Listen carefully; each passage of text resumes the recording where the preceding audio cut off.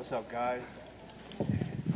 What's up, guys? Congratulations on obviously a fantastic result against clearly a very dangerous guy.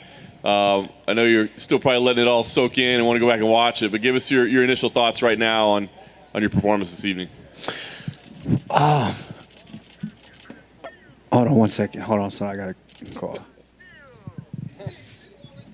What you talk? I know hear you. Thank you. Oh, God, we don't do it. We don't do it. I don't want to watch you for after the post fight. Oh, God. Hey, baby, I love you. Okay, oh, God, I'll call you after I finish. I'm your #1 fan in the whole wide world. And still. Thank you, now. Thank you, now. Lie. Don't tell them before Nanjano they ever carry lies. Okay, God, I go call now after I did press conference right now. Call me after. All right, bye. That's my dad, if you guys didn't know. Sounded like he was a little excited. He was a little excited. You know, this one was a tough one because obviously I couldn't have him here to watch this because of the COVID. And plus, I didn't want to cheat him of the experience. There's something very special about a UFC fight, especially in Vegas. And it's not the same experience without 25,000 people screaming for you. So I didn't want to cheat him of that. I want him to get the full experience when he comes to a fight. But that question, I remember your question. It was a little tough. This one was tough for me. This one was very tough for me because Gilbert is somebody that we kind of grew in the sport together. And it was somebody that we shared a common goal. We both wanted to be the best in the world. Obviously at two separate respective weights. But, it was a tough one for me because Gilbert, and first and foremost, I want to say I'm proud of Gilbert. I'm very proud of him because a lot of people kind of wrote him off after he suffered that knockout at lightweight. But he recomposed himself, something that, I'm no stranger of. He recomposed himself. He got back on the horse. He moved up on weight class, and he tore through that division. He deserved to be in there with me tonight, and I'm extremely proud of him for that. And that's part of the reason why this one was a tough one for me. Yeah, I was going to say the tension early, right? I mean, you guys are right in the center of the cage together, staring each other down. There's no touch of gloves. Was that a good thing for you or a bad thing for you? I mean, did it keep you on point, or did it make it even, a little tougher mentally for you? This one was tough initially coming in. It was tough for me, but I said it earlier in interviews, like my mind is different than these guys when we get in there. I see no face. That is my octagon. And I said earlier, he said, oh, I have something he wants and he's coming to get it. What's more personal than that, than somebody that you grew up in the sport with, that you train with daily, looking at your food, looking at your plate and saying, you know what, I want his plate. I'm not happy with mine. I want his plate. What's more personal than that? And I say it to these guys, anything you say can and will be used against you when you step inside that octagon with me. And I remember watching The Last Dance with Michael Jordan, and I was like, oh, this guy thinks like I do. Because when I go in a competition with these guys, that's exactly how I think. If you give me anything, if I even hear you say in a video, oh, I'm gonna knock what you gonna do to me? Oh, you better be ready to back that up when we step inside that octagon. For what it's worth, he said tonight he'll pay for your girls' private school moving forward if he can get the belt at some point. Of course, I'll bring it back home, and I'm no stranger to it. Like I would definitely try to, I know this one's gonna be tough for him, but he's a champion in his own way, and he'll get back on the horse, and I'd be more than happy to go to dinner with him. Nice. He clipped you early. Talk about that. I mean, how hurt were you at that point? What's going through your mind? Because from the outside, it looked like you were hurt. I wasn't necessarily hurt. I was just kind of a little off balance. Like the cage was slippery in there. I kept pouring water. If you saw in between rounds, I kept pouring water on the ground because it was very slippery in there. But the funny thing is that's exactly kind of how our sparrings went. He was a lightweight coming out, but he's got big power in his hands, and he's a hooker. Anybody else in the division, they get caught with one of those hooks, they're going to sleep. But I'm a champion for a reason. And I recompose better than anybody. And so I just kind of had to recompose myself and listen to my coaches. They told me not to rush it. I know what I worked on this camp, and I just had to stick with the game plan, go out there and watch the whole fight come into fruition. Yeah. Afterwards, after you get the stoppage, you walk around, you're saying, put some respect on my name. I'm curious, who do you feel like is not giving you the respect? Everyone. The critics, the media, all of them. Not that I really give a shit, but I give a shit. I'm an artist, and I'm sensitive about my shit, So put some respect on my name. Like, that pound-for-pound list is not a popularity contest, I haven't really lost rounds in here. I control what goes on inside that cage. And, it's just, I feel, just because I'm not the loudest guy in the room, I'm not the most braggadocious, I don't get in trouble outside, I'm not in headlines all the time. I feel like they kind of, let's be honest, they kind of disrespect me in a sense, That pound-for-pound list is not a popularity contest. I need to move up on that list. Yeah. And I know you kind of mentioned the emotions that were involved. You and Gilbert had a nice embrace afterwards. Can you share kind of what was said there? Yeah, man. Like I said, this one was a tough one for me. When I step inside there's no friends. Like he said it himself. Just give you, that's how my mind works. He said I have something he wants and he's coming to get it. What? What's more personal than that? He said that himself, and so I had to go in and take care of business. I see no face in there. But once the fight was over, I had to come to it, and I realized that I just did that to somebody that I spent time with, someone I care about. I care about his kids. I watched them grow. And, it was very, very tough for me to have to do that to him. So I just talked to him, and I told him he deserved to be there. Everyone thought he was down and out, and he had to rebuild himself back up, move up a weight class, and tear through guys. He deserved to be there, and I'm extremely proud of him. Yeah. Last thing for me, I know you want to enjoy this moment, but I know you have goals to continue dominating the division. So it sounds like Leon Edwards and Colby Covington might be a fight that's coming up, but you also had some very strong words for Jorge Masvidal immediately after the broadcast. So do any of those names, is that Masvidal fight more important to you than maybe the winner of Edwards Covington? Well, like I said, put some respect on my name for a reason. That fight, he had a built-in excuse. That's the only reason he took that fight. We tried to make that fight twice before. He said no. For the May, we know when Khabib and I think it was Ferguson, when they fell out, we tried. I called Dana right away. I said, hey, it's 2 weeks' notice. I haven't really been training, but I'll step in if you need me to. And they tried to make that fight, but Masvidal said no. And then he did an interview to where he said, oh, well, the numbers weren't right and this and that. He's been saying no. The only reason he took that fight on Fight Island is because it was a built-in excuse. He was training the whole time. But he said, oh, I only had 6 days' notice, so that's why that went that way. Well, guess what? I'll give you a whole training camp, and this time I will stop him. I promise you. That's why I was disappointed in myself that last fight, because I know I could stop him. But with all the circumstances that took place, I just went out there and dominated him from start to finish. So this time I will stop him if he wants to step up. But I guarantee you he doesn't want to. He's going to be quiet. Is that the one you want, though, above anything else? They can all get it. I don't care. They can all get it. They need to show me some activity, show me something. And step up and, and we'll take care of business. Kamuru, what's up? I was going to say, Kamuru, you're still a relatively young guy, but are you starting to think of your place in the history of this sport and in the division, given what you have already accomplished? And you won 17 in a row now, and the number of title defenses you have. No, I'm not. The only part of history that I think about is the fact that I'm the first African-born champion, and what that means to all of the children, all of the people across the continent of Africa, and not just Africa, but all across the world.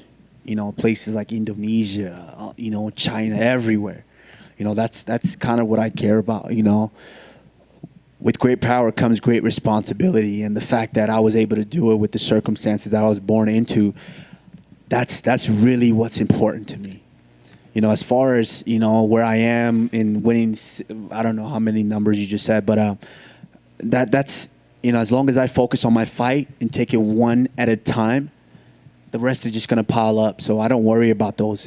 And I know you guys tried to, this whole week, you guys tried to throw me off by, oh, you get to pass GSP with this win. And I had to just block you guys out. I couldn't pay attention to that. I had to block you guys out, go out there, take care of business, and the rest is going to pile up.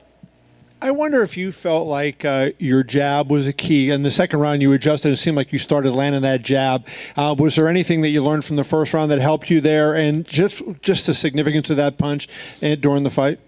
Yeah, going in, I was like, wake up. I was trying to wake myself up. Wake up, because it kind of felt like sparring to me. Yeah, of course, I had the nerves, but it kind of felt a little like sparring to the point where I was like, yo, you need to wake up. This is a fight. This guy came here to take what you have. And so the best thing he can do was throw that big punch. Once he hit me, I was like, oh shit, we in a fight. We got to fight. And my coaches, George, they let me know a long time ago, like, you have a tremendous jab. You got to use it. And I don't use it enough. This camp, we try to stick with the fundamentals and just use it. Just work on it, and work on it a lot. And it showed out there. Once I kind of recomposed myself and started working it, getting his timing off and hitting them, my jabs feel like straight right hands to the face. And I just had to believe in it and just watch the fight break down. And then, I don't want to go too deep in the weeds here, but many years ago, Joe Louis was a heavyweight boxing champion. Okay, Joe. And he fought Billy Conn, and Billy Conn, after being ahead after 12 rounds in the 13th, got knocked out. And he said to Joe, why didn't you give me the title and let me keep it for 6 months? And Joe said, you had it for 12 rounds and you didn't know what to do with it. And I'm wondering, almost like, Gilbert was in that spot tonight. He hurt you, and he felt like he kind of went crazy and trying to knock you out instead of staying within his plan. Do you feel like there was a similarity in that way, like that you stayed composed and he didn't, and that led to your win? Absolutely. I think, I got this big shiny thing up here to where everybody's coming after. Everyone in the world is training for this. And so once he landed that big shot, that shiny thing looked real good to him. So he jumped on me and he thought he was going to get it. But, one thing I do better than everyone is recompose myself. I'm the champion for a reason. I mentally had to stay calm, recompose myself, start working, and I knew that I was going to get him out of there. Thank you. Kamuru, you said it felt like sparring in there. Is that because it was Gilbert, or just because your energy was a little bit low anyway? No, because it was Gilbert. Like I said, I spent so much time with him. I know him. I care for him a lot. So putting those emotions aside, he made it easier for me, because him and my former team, they kind of trolled me a lot. They were posting things, new champ coming, posting all of this. And this is a team that I gave my sweat and blood and years for. And so they kind of started trolling me and saying those things, and it got to me. It got to me a lot. But, I'm that type of person. Anything you say can and will be used against you. And so, I had to use that against him in there tonight. Are you able to put that behind you now and move forward? Absolutely. I'm a competitor at heart. I never want to come in here and maliciously hurt someone. Maybe the next guy, I might, but I never want to try to maliciously hurt somebody in here. I want to compete. That's what I do better than anyone. I compete. I am the best in the world because I can compete better than all these guys. Was it hard seeing him that emotional after the fight? Absolutely. It was very hard. I was trying. I was going to bawl I was in there, and I had to. I'm like, you're the champ. Come on, compose yourself now. I almost started bawling because I don't know exactly. I know what that loss feels like. I have a loss in my record. I'm not perfect. I know what that felt like. And I don't know how much he wanted this. Like I said, we grew in a sport together and we had a common goal.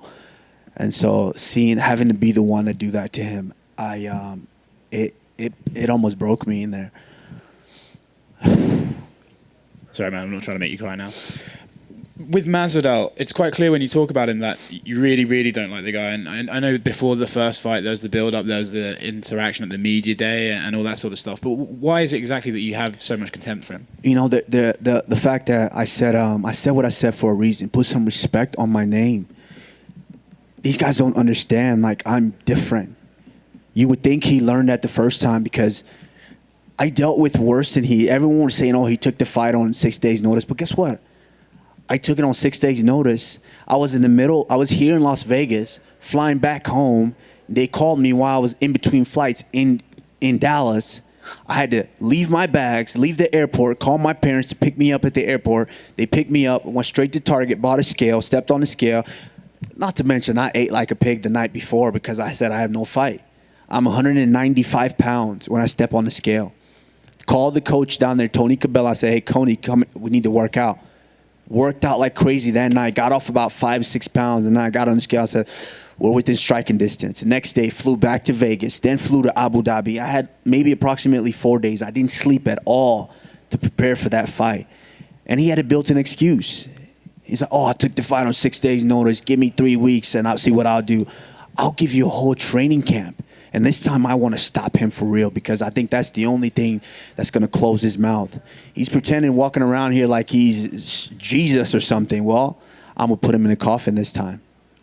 For what it's worth, I know you said you doubt his interest in the fight. Absolutely not. His management are online saying they do want the fight, and they would like you guys to coach the Ultimate Fighter against each other. Any interest? He don't want that fight. He don't want that fight. I guarantee you he doesn't want that fight. I wouldn't say it if I didn't want it. Have I lied up here yet? Have I lied to you guys yet? About anything? Nothing. I said what I wanted to do, and that's what I'm going to do. Let's see if it materializes. And last thing from me, with this win, your name's starting to get considered up there as one of the best. How do you see a fight between yourself and Prime George St. Pierre playing out? I love George. I really do. I mean, one of the inspirations early when I started watching the sport. But I am a whole different animal nowadays. It's a different ball game. I love George. I think George is tough. You know, I consider him one of the greatest. But a fight with me and George, okay. You know, you saw what I did with jab. George was a master with the jab, but you saw what I did with jabs. Come on, right here. Looking back before you fought Tyron for the title, there, I think there was like a stretch where you would go fight Damian Maia in Chile, and then you'd go fight Rafael dos Anjos. Like these guys coming off losses, but you're willing to fight them, and then you volunteered to fight Colby in January to save that pay-per-view, and then you even cut weight for a backup fight with Woodley and Till. As the champion now, you're seeing the top five. None of them are fighting each other. They're all like calling for these big fights. How frustrating is it that you, the champion, and none of your contenders are competing with each other now? I don't have to worry about that. I'm the champion. When it's time to feed me, they're going to find somebody to feed me. You know, I'm not worried about these guys. What does that say about the champion where the contenders don't want to fight each other to challenge the champion? What does that say? They know what, once they get up here, they know what's waiting for them up here. So, you know, there's like, well, I like being number 3 in the world. I'll stay here. I don't need to go up any higher. If they were willing to go up, then they'll fight each other and they try to get this title shot. And when you look at someone like Stephen Thompson, that's the first fight, that's the highest ranked fighter you haven't fought yet, and then you even have to drop 2 more. So I think it's like Michael Chiesa too. So are you looking at these other guys outside the top 5 too as possible opponents? No, I mean, I don't really care. I'm a fan of the sport, so of course my eyes is on what's going on. But no, you know, it's up to the company. They'll you know, Dana does a tremendous job at getting these guys. So, you know, when he feels like a guy's done enough, he'll present them to me, and then if we can agree on it, then, you know, we'll make it happen. Hey, champ. Congratulations on the victory all the way back here. Now that this chapter's over, or not, maybe it's not over with Gilbert, do you ever see the day where you can go back and walk and train in Sanford MMA? It's a good question. I never say never in life. You know, I learned that one early, so I just never say never. And to get the respect that you deserve, do you think the next time that we see you, maybe it's a platform like The Ultimate Fighter to get the eyeballs that you want? I don't know. I'm not dwelling. I'm not worried about that right now. You know, like I said, my job is to go out there and defend and win fights. Actually, not defend. I need to compete. I need to keep saying that. I don't defend this belt. I compete each and every time for this belt. That's how I approach this. So, that's all I'm worried about. I'm going to sit with Dana. We're going to talk about it, and we're going to decide what we're going to do moving forward. But, I'm not really worried about that right now. Right now, I'm thinking about my little girl. And lastly, if you care at all, do you have a preference at who Leon Edwards fights next? No, I respect Leon. Leon's is done some good work. It's unfortunate that he hasn't been fighting as much as I think he would like, but much respect to him. Once he gets up here, we'll do it again. Congrats. Thank you. Kamuru, over here on your left. You've seen a lot of champions have different reigns. Some guys were able to fight all of the guys in their division. Other guys, it seemed like they had those money fights sooner and, did big business for them in a short span. I know the business, you leave it to, your people. But when you think about your run, your championship legacy, what kind do you want it to be? Is it where you fought all the guys or where you just had the biggest fights regardless of the numbers? I take it one fight at a time. I'm not really worried about that. I don't come in and say, I want a big fight. I want this. I want that. I mean, of course, I would like George, but I don't want George because of money or anything like that. Like I said, I'm a competitor. I want George because George left on top. George can still do it. I see him training. Don't think I'm not. George, I'm watching you. I see you training. George can still do it. So if there's potential for that big fight, if George wants to come back, then of course, George can cut the line, absolutely. But I'm not necessarily worried about that big money fight right now. I'm just worried about the next guy, and that's what I do. I knock off the next guy, and I knock off the next guy. Then you guys look back and say, "Shit, he's beat everybody." That's all I'm focused on. I know there's a lot going on in the lightweight division. But if any of those guys ever said, I want to move up and take on the Nigerian Nightmare, do you feel like, they would have to get in line because you have so many guys at welterweight? Well, first they got to get through Justin Gaethje. So that's a savage down there. They got to get through him first, and then they can even look at this weight division. How do you celebrate a night like tonight? I'm going to go back to my room, drink a lot of water because I'm dehydrated, and I would love to call my daughter, but I'm pretty sure she's asleep right now. So just go in my room and try to decompress. It takes a lot out of you going in there. I'm not a guy who has to party right away, after a fight. I like to go and decompress. If I was getting paid, I might go to a little after party spot. But, right now I would love to just go in my room and just decompress. Is there a reason you have the 007 look, or is it just the suit look good? Man, I'm dressed for business. When I come in here, it's all about business. It's no games. I'm very calculated. If you guys haven't realized by now, it's no games to me. This wasn't I saw no face, no friends, none of that. Even to the walkout song, it's no games to me. This is real. I am as real as it gets. I'm a competitor. I might not brag the most. I might not yell the most or scream the most or be the loudest one in the room, but trust me, I am fucking real.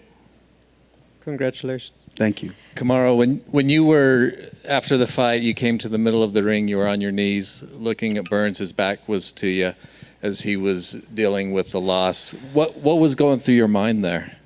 It was hard. That was hard. That was very, very hard for me to see. Because I was responsible for that. Like I said, this is a guy that I grew up with in the sport. We trained together each and every day. We gravitated towards one another because we shared a common goal.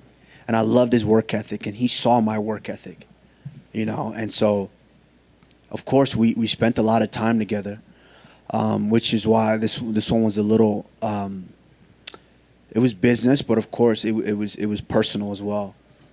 Because he was coming after what I had and saying that he was next. He was going to be the champion. And they know that I'm different, and for that, it just kind of, it hurt me in a sense. But, then once I came to and saw what I had done, it was tough for me to watch. When you did you speak to his team, your old teammates? Were some of the issues buried? Vicente was in his corner. I love Vicente Luque. That's another savage in the division as well. And the funny thing is, me and Vicente was actually the people the two who had this talk. if we were ever in this position, what we would do. We had that talk early in our career because me and him were both on the Ultimate Fighter. And once we got off the Ultimate Fighter, we had that talk. So I'm pretty close to him in that sense. And so, yeah, just, said what I had to say, Issues buried? Yeah, I mean, this was another challenger. It was a little more personable leading up, but, it was business as usual. I went in there, took care of business, and now on to the next. And many people felt like Gilbert Burns was, the one to really challenge you, and you've gone through him. Jorge, you've beat him. It sounds like it's more personal to fight him again, but who do you really see as that person that could really challenge you? I've said it before. These guys don't understand my mind for the sport. And my mind is different than all these guys. And so, of course, everyone's going to, what they said, oh, Burns, he has the jiu-jitsu. He's not worried about it. I saw all these critics. Dan Hardy, he's not worried about it. He's gonna, he can submit him anywhere, do this and do that. I just got to worry about me. Once I know, when I started this, when I was 14 years old, no one had to tell me to go on extra runs. No one had to tell me to make a sauna in my own house, in the bathroom, and waste all the hot water. No one had to tell me that. I said, hey, I want to be the best. I want to beat those guys at the top. I'm going to do all this extra stuff. That's how my mind works. So when I get in there, it's different. These guys don't understand. It might not look the prettiest. And so people are sitting at home, oh, I can do that. I can do that. What did Tyron Woodley say? He said, I would do everything better than you. What did I say to him? I will dominate you in every aspect of the game. And what did I do? And what did Colby Covington say? He's going to leave me on a stretcher. And then I said, what? I will punish you for 4.5 rounds, and then I will get you out of there. And then what did Masvidal say? I'm going to baptize him. This fake Jesus wannabe, I'm going to baptize him. We know what happened. Same here. So, these guys can say whatever they want, but, I go in there and I take care of business. Congrats. Thank you. Kumar, you said the right hand that hit you kind of got you into the fight a little bit, woke you up. Did you expect him to fly across the cage at the beginning though? With that, he kind of swung at you right away. In a sense, yes, because it was a mental battle. This was a mental battle. Like I said, our sparrings went a lot like that, and so he's got a lot of confidence. And me and my coach Trevor, we talk about it. He's got a lot of confidence. He was coming in with all that confidence. We haven't trained together in quite some time. So in his mind, I knew he had to come in and tell me that, hey, I'm not little bro. I'm here to take that from you. I knew he was going to come. But my mind is stronger than all these guys. I just had to stay composed, find my footing, start picking him off. And I only do this as fight progresses, and that's kind of what happened. It's kind of it's a weird stat, I guess, but you caught yourself from going down when he hit you. Like you stopped yourself, you held yourself up. So still no knockdown. Oh shit, this man, he didn't come to play. But they didn't. Obviously, it wasn't credited as a knockdown for him. So still none on your record. Is that important to you? I don't care about that. I don't care about stats. I love seeing them when I'm preparing for a fight, and they're like, oh man, he's never this, never done that. He's tied for this, tied for... I love seeing the stats, but I don't worry about that. If I was worried about that, then I wouldn't have been present in there. I try not to worry about those stats. I just let them pile up. And you've talked, here and there, bits and pieces in the past about your dad and his story, but now that it's kind of out there, everybody got to watch the piece and everything, and understand that. Like, how did you feel just having kind of your life opened up like that? Private. But it's something that I had to talk to him first. I had to get his permission. I mean, I'm a grown man. I can do what I want, but I had to get his permission for that. I talked to him and I said, hey, I think this is a story that needs to be said. And people need to hear this because, there's so many other people that actually deal with situations like that as well. And so I talked to him and, I had to convince him a little bit, but he got around to the idea and then we did the piece. But I'm glad he's home. That's He was on the phone screaming. You know, like I said, I didn't want to cheat him this experience. I wanted him to be here and really experience a full UFC experience. So hopefully, fingers crossed, COVID magically disappears and we're able to have full arena shows again. Awesome. Thanks so much, man. Thank you. Thank you, guys. I appreciate you all. Trevor. Good, bad, all. I appreciate you. Thank you.